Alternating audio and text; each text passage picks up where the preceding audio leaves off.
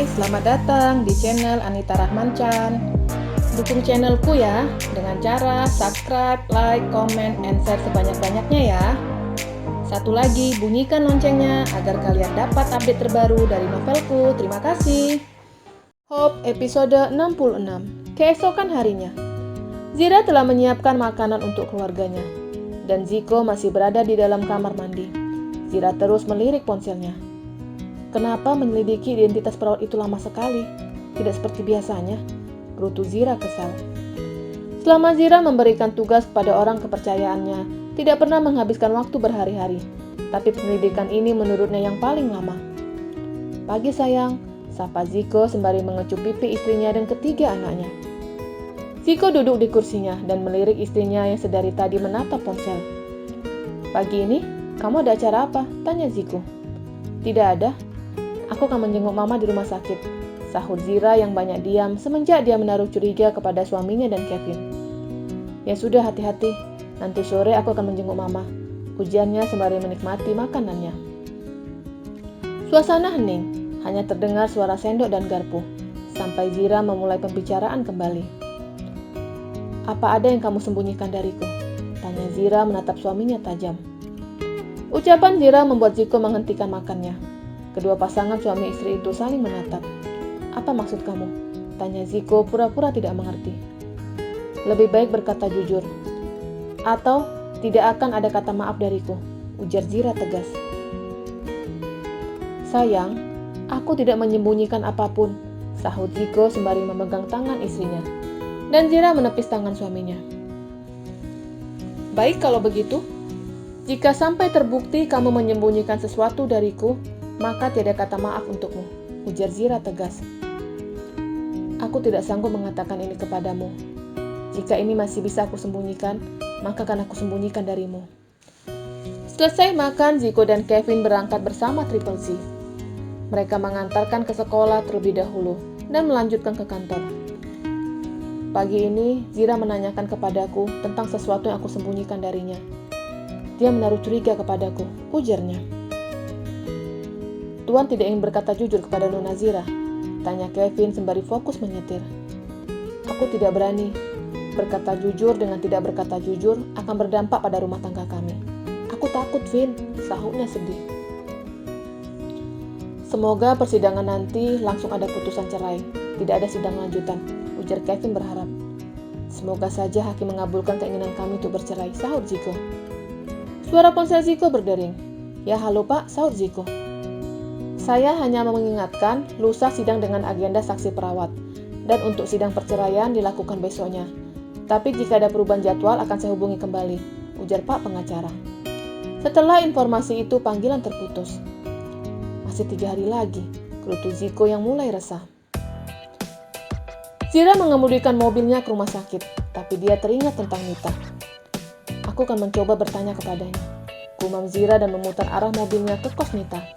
Belum sampai di depan kos perawat itu, dia dapat melihat Nita sedang berjalan keluar dari perumahan. Nita! Teriak Zira sembari memutar arah mobilnya ke dekat Nita. Mobil berhenti tepat di samping perawat itu.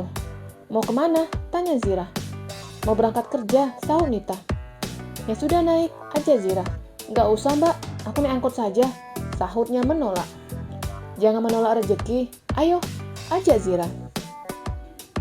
Akhirnya Nita mau masuk ke dalam mobil itu. Zira menekan pedal gas menuju jalan raya. Bukannya kamu kerja di kafe? Tebak Zira.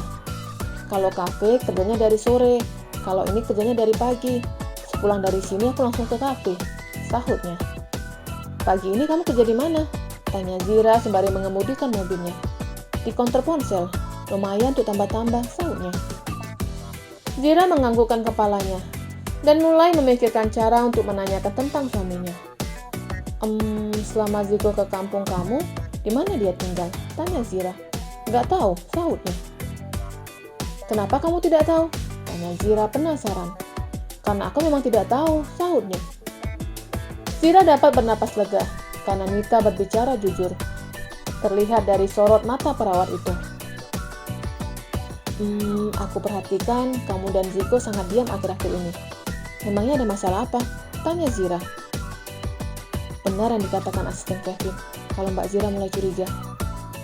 Nggak tahu juga. Apa Ziko orangnya gampang berubah-ubah? Tanyanya balik, seolah-olah dia tidak mengerti dengan sikap Ziko. Zira menganggukkan kepalanya. Ziko bisa sangat baik, kadang menjengkelkan, tapi hanya kepada orang yang tidak disukainya, sahut Zira sembari menoleh ke Nita. Apa Ziko tidak suka dengan kamu? Tanya Zira. Nita mengadikkan bahunya tidak tahu.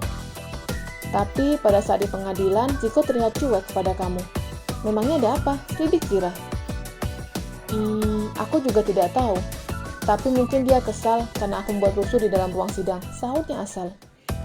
Zira menganggukkan kepalanya, dan menurutnya jawaban Nita ada benarnya. Dia ingin mengajukan pertanyaan lagi, tapi Nita minta berhenti. Mbak, berhenti di depan, ujarnya. Zira memberhentikan mobilnya di depan seperti permintaan perawat itu. Di mana konter tempat kamu bekerja? Tanya Zira sembari memperhatikan beberapa konter ponsel yang berderet. Itu? Tunjuk Nita sembari turun dari mobil. Terima kasih mbak, ujarnya dan berlalu.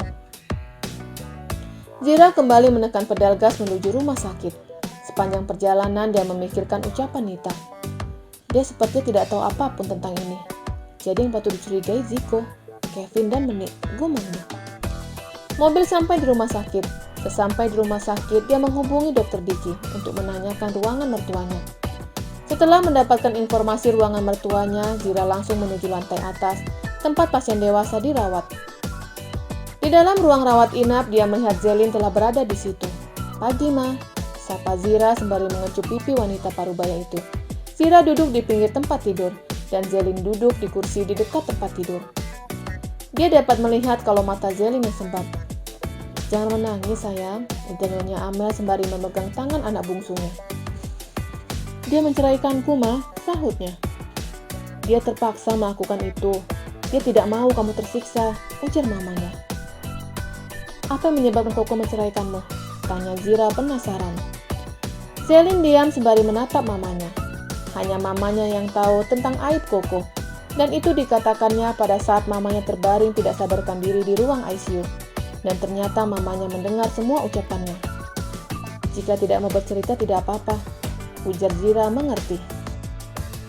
Maafkan aku, karena tidak bisa menceritakan penyebab Koko menceraikanku, ujarnya tidak enak.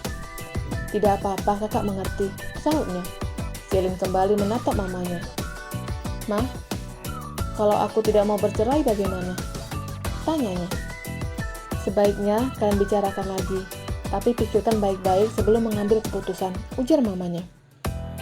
Zira hanya mendengarkan percakapan itu, tanpa mau menanyakan apapun. Jika aku tidak harus menghadiri sidang itu? Tanyanya lagi. Kamu harus tetap menghadiri sidang itu.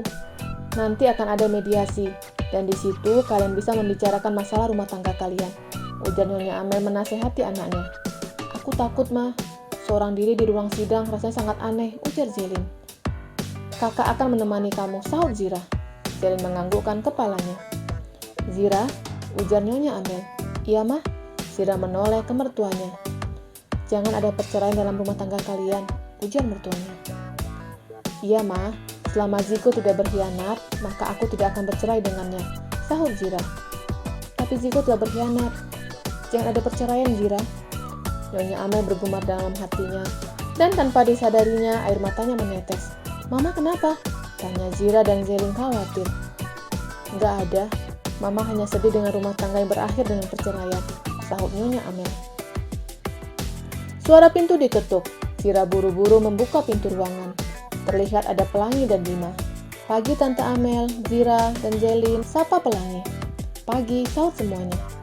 Bima meletakkan bingkisan yang berupa keranjang buah di atas meja. Pelangi dan Bima menghampiri Nyonya Amel. Bagaimana kondisi Tante? Tanya Pelangi. Masih sakit, sahut Nyonya Amel. Tante sakit apa? Tanya Pelangi. Mama mengalami gangguan pada ginjal, sahut Zelin. Ya ampun, ujar Pelangi kasihan. Tapi sekarang sudah membaik kan? Tebak Bima. Nyonya Amel menggelengkan kepalanya. Kami sedang mencari seseorang yang mau mendonorkan ginjal untuk Mama, sahut Zelin. Semoga ada orang baik yang mau mendonorkan ginjal untuk Tante, ujar Pelangi. Hari telah sore.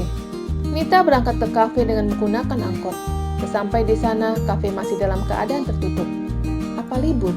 Gumamnya bingung. Aku tidak punya nomor ponsel mereka lagi. Gerutunya dan duduk di depan ruko. Tidak berapa lama sebuah mobil berhenti di depan ruko. Pelangi dan Bima turun dari mobil. "Kamu dari tadi di sini?" tanya Pelangi sembari membuka pintu besi ruko. "Enggak, baru beberapa menit," sahut Nita sembari membantu Pelangi membuka pintu besi ruko. Mereka masuk ke dalam ruko dan Nita mulai mengelap meja. Untuk lantai tidak perlu dibersihkan, karena dia sudah membersihkan semalam sebelum pulang. Tidak berapa lama Langit pulang kerja dengan motor gedenya. Langsung naik ke lantai atas untuk membersihkan diri. Hanya 30 menit kafe baru dibuka, tapi pengunjung telah banyak yang berdatangan. Langit turun dari lantai atas dengan kaos hitam dan celana hitam. Langsung ke meja barista dan memakai apron berwarna coklat.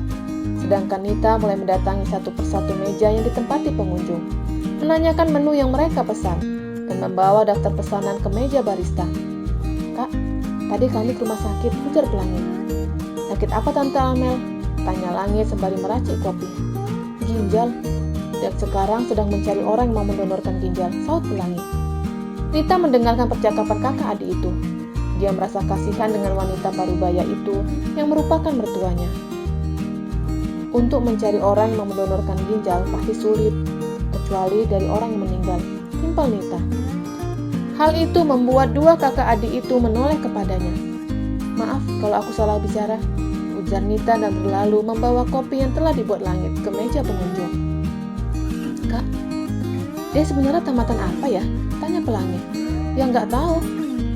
Kamu langsung menerima saja tanpa mau melihat ijazah sekolahnya," sahut Langit. "Menurutku, dia sedikit paham tentang kesehatan. Pada saat aku mual, dia malah menyarankanku untuk tetap makan dalam porsi dikit, tapi sering. Aku pikir dia hanya mengarang. Tapi setelah bertanya dengan dokter, yang dikatakannya ternyata benar," cerita Pelangi. Bersambung.